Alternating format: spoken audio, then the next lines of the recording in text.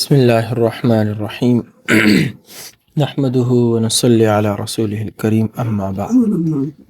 میرے محترم عزیز بھائی اور دوستو، حضور صلی اللہ علیہ وسلم مدینہ منورہ تشریف لائے، آپ نے مسجد بنائی، مواخات کرائے۔ پہلے 2 نمازیں تھی، صبح اور عصر کی، پھر 5 نمازیں ہو گئی۔ پھر نمازوں کے لیے اذان تھی، تو اس کے بارے میں بحث ہے کہ اذان کی ابتدا کیسے ہوئی۔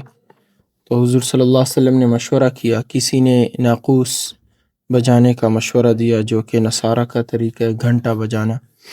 کسی نے بوق، جو سینگی جس کو کہتے ہیں، یا بگل، اس کے بجانے کا مشورہ دیا۔ کسی نے آگ جلانے کا۔ حضور صلی اللہ علیہ وسلم نے سب کو رد فرمایا، بوق کو یہود کے ساتھ، ناقوس کو نصارہ کے ساتھ، اور آگ کو مجوس کے ساتھ مشابہت کی وجہ سے رد فرمایا۔ پھر حضرت عبداللہ ابن زید ابن عبد ربی ہی، ان کو خواب میں ایک فرشتہ نظر آیا اور فرشتے نے اذان سکھلائی۔ حضور صلی اللہ علیہ وسلم کے سامنے اس کو بیان کیا، تو حضور صلی اللہ علیہ وسلم نے فرمایا یہ سچا خواب ہے انشاءاللہ تعالی۔ پھر حضرت عمر رضی اللہ عنہ نے جب یہ اذان سنی، حضرت بلال رضی اللہ عنہ نے اذان دی، اور اس کی بھی یہ وجہ کہ حضور نے فرمایا اس کی آواز اونچی ہے، اور حضرت عمر رضی اللہ عنہ نے جب یہ آواز سنی تو بھاگے بھاگے آئے اور کپڑا گھسیٹتے ہوئے اور کہا کہ والذی بعثک بالحق لقد رأیت مثل الذی اری، کہ قسم ہے اس ذات پاک کی جس نے آپ کو حق دے کر بھیجا، البتہ تحقیق میں نے بھی ایسا ہی دیکھا جیسا کہ عبداللہ ابن زید نے دیکھا، جیسا کہ ان کو دکھلایا گیا۔ یہ سن کر رسول اللہ صلی اللہ علیہ وسلم نے فرمایا فللہ الحمد، تمام تعریف اللہ کے لیے ہیں۔ اس حدیث کو محمد ابن اسحاق نے اس سند سے ذکر کیا ہے۔ یہ یہاں تک ہم نے پڑھا تھا، تو اس حدیث کی سند کے متعلق بات تھی کہ یہ جو ساری بات ہے، اس حدیث کو محمد ابن اسحاق رحمۃ اللہ علیہ نے روایت کیا ہے، اور سند انہوں نے عربی متن کے ساتھ لکھی ہے۔ قال ابن اسحاق حدثنی بهذا الحدیث محمد بن ابراہیم التیمی عن محمد بن عبد اللہ بن زید بن عبد ربہ عن ابیہ، کہ محمد بن اسحاق نے کہا کہ مجھ سے حدیث بیان کی ہے محمد بن ابراہیم تیمی نے، اور انہوں نے یہ روایت کی ہے محمد بن عبداللہ بن زید بن عبد ربہ سے، اور انہوں نے اپنے والد عبداللہ بن زید رضی اللہ عنہ سے۔ اور اسی سند کے ساتھ امام ترمذی اور امام ابو داؤد رحمۃ اللہ علیہ نے بھی یہ روایت بیان کی ہے۔ امام ترمذی رحمۃ اللہ علیہ فرماتے ہیں کہ میں نے امام بخاری سے رحمہ اللہ محمد ابن ابراہیم تیمی کی اس حدیث کے بارے میں دریافت کیا، تو فرمایا کہ میرے نزدیک یہ حدیث صحیح ہے۔ امام بخاری نے اس حدیث کو صحیح قرار دیا۔ امام بیہقی رحمۃ اللہ علیہ سنن کبریٰ اور امام ابن خزیمہ رحمۃ اللہ علیہ اپنی صحیح ابن خزیمہ میں فرماتے ہیں کہ ھذا حدیث صحیح ثابت من جہت النقل، کہ حدیث صحیح ہے اور باعتبار نقل اور سند کے ثابت اور مستند ہیں۔ محمد ابن یحییٰ ذہلی رحمۃ اللہ علیہ نے بھی اس حدیث کو صحیح بتلایا ہے۔ امام ترمذی رحمۃ اللہ علیہ فرماتے ہیں حدیث عبداللہ ابن زید حدیث حسن صحیح، بہت ساری دلائل کے ساتھ اور حوالوں کے ساتھ انہوں نے ذکر کیا کہ یہ جو اذان والی حدیث ہے یہ بالکل صحیح ہے۔ عبد الرحمن ابن ابی لیلہ فرماتے ہیں کہ مجھ سے رسول اللہ صلی اللہ علیہ وسلم کے صحابہ نے بیان کیا کہ عبداللہ بن زید رضی اللہ عنہ نبی کریم صلی اللہ علیہ وسلم کی خدمت میں حاضر ہوئے اور عرض کیا کہ یا رسول اللہ، میں نے خواب میں دیکھا کہ ایک شخص 2 سبز چادریں اوڑھے ہوئے ہیں، اول دیوار پر چڑھا اور 2 مرتبہ اذان دی، اور پھر اترا اور 2 مرتبہ اقامت کہیں۔ حافظ علاء الدین ماردینی رحمۃ اللہ علیہ فرماتے ہیں کہ اس حدیث کے تمام راوی شرط بخاری پر ہیں، تو جب شرط بخاری پر ہیں تو بخاری کی حدیث صحیح ہے، تو لہٰذا یہ بھی صحیح ہے۔ اور معجم طبرانی اوسط میں ہے کہ حضرت ابوبکر صدیق رضی اللہ عنہ نے بھی ایسا ہی خواب دیکھا جیسا کہ عبداللہ بن زید ابن عبد ربی ہی نے دیکھا، اور جیسا کہ حضرت عمر ابن خطاب رضی اللہ عنہ نے دیکھا۔ اب کچھ لطائف و معارف ہیں۔ ایمان کے بعد درجہ نماز کا ہے، جس کا جماعت کے ساتھ ادا کرنا نہایت ضروری ہے، اور ایک وقت اور ایک جگہ میں لوگوں کا اجتماع بدون اعلام اور آگاہ ہونے کے دشوار ہے، یعنی بغیر لوگوں کے بتلانے اور لوگوں کو آگاہ کرنے کے مشکل ہے، دشوار ہیں۔ حضرت صلی اللہ علیہ وسلم نے مجلس میں اس کا ذکر کیا، کسی نے آگ روشن کرنے کا ذکر کیا، اور کسی نے بوق بجانے کا ذکر کیا، اور کسی نے ناقوس بجانے کا ذکر کیا۔ حضرت صلی اللہ علیہ وسلم نے آگ روشن کرنے کو مجوس کے ساتھ مشابہت ہونے کی وجہ سے نامنظور کیا، اور بوق کو یہود کے ساتھ مشابہت کی وجہ سے، اور ناقوس کو نصارہ کے ساتھ مشابہت کی وجہ سے رد فرما دیا۔ بلا کسی بات کی تعیین کے مجلس ختم ہو گئی اور لوگ اپنے اپنے گھر واپس ہو گئے۔ اس عرصہ میں عبداللہ بن زید بن عبد ربی ہی کو اذان و اقامت خواب میں دکھلائی گئی۔ عبداللہ بن زید رضی اللہ عنہ نے اپنا خواب حضرت صلی اللہ علیہ وسلم سے بیان کیا۔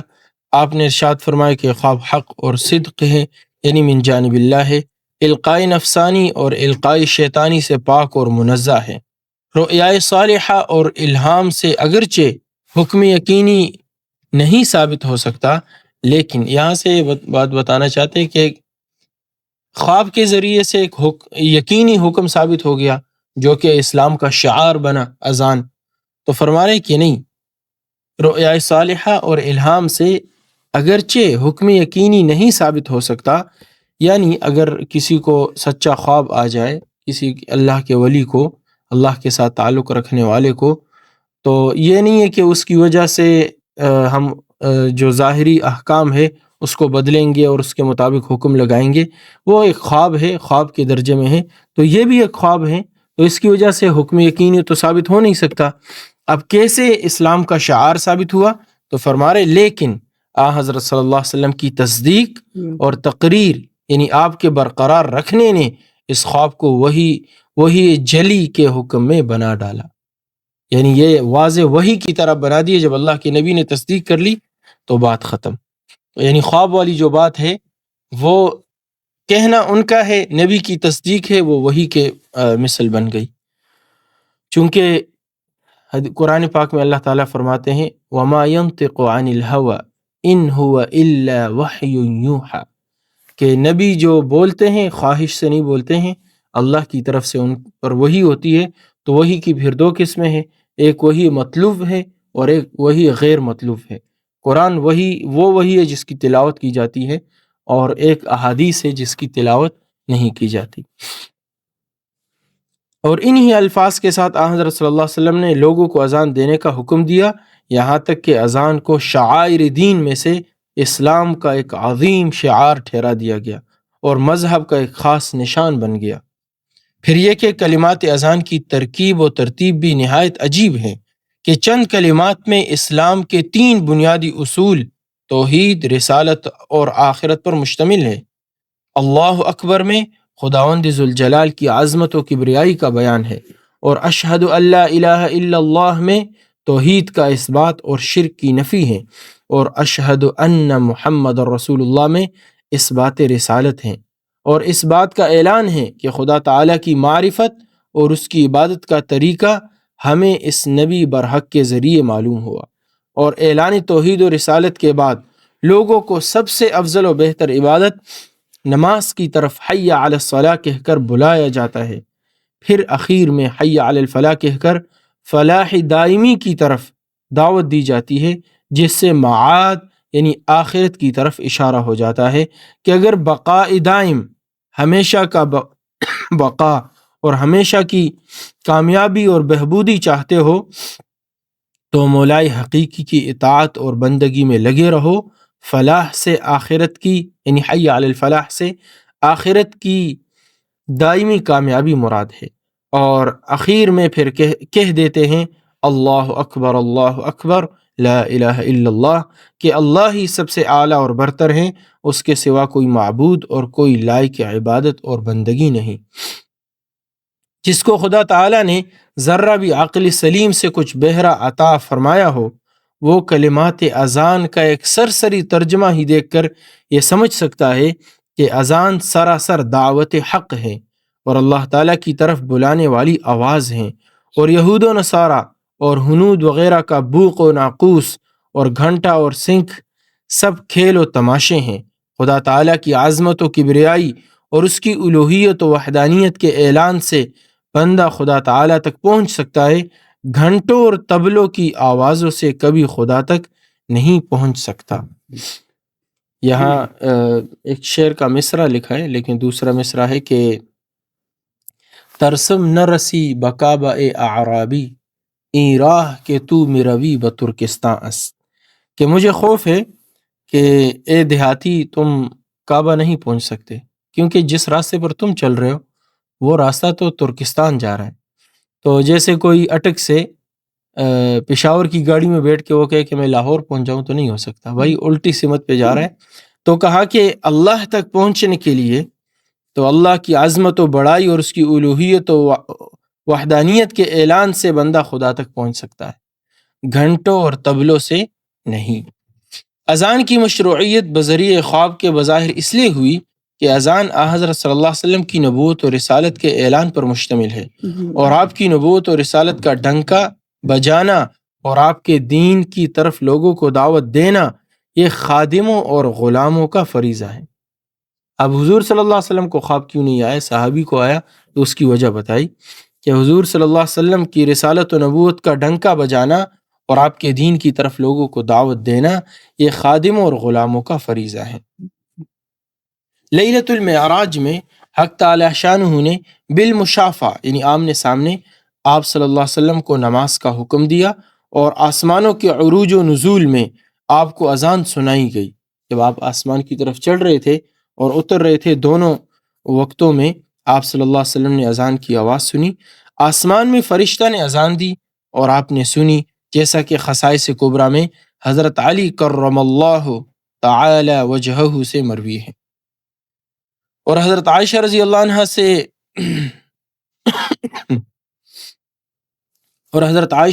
عنہ سے مروی ہے کہ نبی کریم صلی اللہ علیہ وسلم نے فرمایا کہ جبریل امین نے آسمان میں اذان دی اور مجھ کو اقامت کے لیے آگے کیا، بس میں نے فرشتوں کو نماز پڑھائی۔ تو اذان دی پھر نماز پڑھائی، تو حضور صلی اللہ علیہ وسلم نے اذان پہلے سے سنی تھی، اسی وجہ سے آگے حضرت خود ہی فرما رہے۔ پھر ہجرت کے بعد جب نماز کے اجتماع کے لیے اعلان کی ضرورت محسوس ہوئی، جب ہجرت کے بعد نماز کے اجتماع کے لیے اعلان کی ضرورت محسوس ہوئی، تو عبداللہ بن زید رضی اللہ عنہ کو خواب میں اذان و اقامت دکھلائی گئی، اور عبداللہ بن زید نے خواب میں جو اذان و اقامت دیکھی، حضور پر نور صلی اللہ علیہ وسلم نے سنتے ہی سمجھ لیا کہ وہی اذان و اقامت ہیں جو میں نے شب معراج میں آسمان پر سنی تھی۔ اس لیے آپ صلی اللہ علیہ وسلم نے سنتے ہی فرمایا انہا لرؤیا بالحق، یہ سچا خواب ہے، یعنی میں نے بحالت بیداری جو شب معراج میں سنا ہے اس کے بالکل مطابق اور موافق ہے۔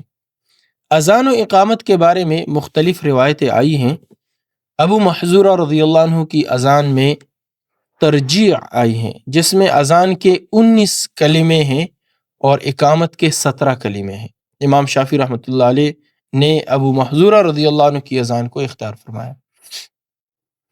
ترجیع کہتے ہیں، میں نے ایک ویڈیو بھی دیکھی تھی، کوئی عرب مؤذن اذان دے رہے تو ترجیع کے ساتھ اذان دے رہے تھے کہ ایک مرتبہ آہستہ اشہد ان لا الہ الا اللہ کہہ دیا جائے اور پھر اونچی آواز سے، اسی طرح اشہد ان محمد رسول اللہ آہستہ پھر اونچی آواز سے۔